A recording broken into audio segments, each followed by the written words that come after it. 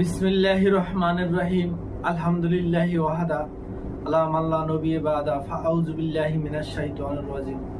বিসমিল্লাহির রহমানির রহিম। শুরু করছি মহান আল্লাহর নামে, যিনি পরম করুণাময় ও অত্যন্ত দয়ালু, যার করুণা ও ভালোবাসায় আমরা দীর্ঘ শ্বাস নিঃশ্বাস গ্রহণ করতে পারি এবং আমাদের প্রতিটা জীবনের পথ চলা তার নামে যেন শুকরিয়া আদায় করি। আলহামদুলিল্লাহ।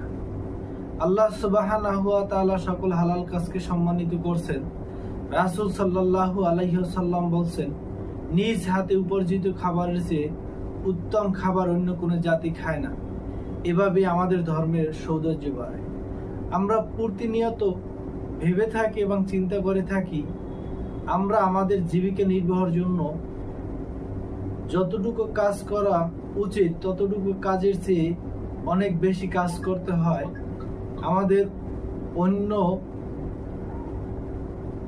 লোকজনের জন্য আমাদের কাজ করতে হয়। যেমন আল্লাহ সুবহানাহু ওয়া তাআলা বলছেন, কেউ যদি তার বৃদ্ধ পিতামাতা অথবা পরিবারের কারো ভরণ পোষণের জন্য কাজ করে, সেটাও আল্লাহর নিকট সম্ভ্রান্ত কাজ।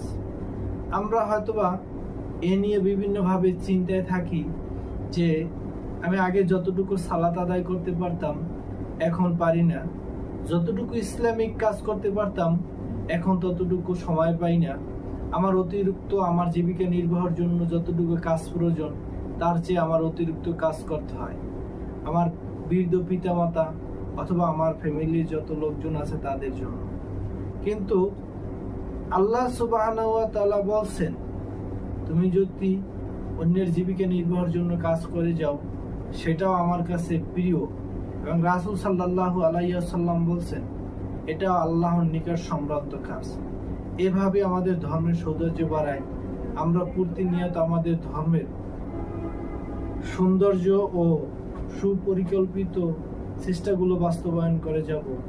এবং এই বলে আমার সংক্ষিপ্ত কথা শেষ করছি। আল্লাহ হাফেজ।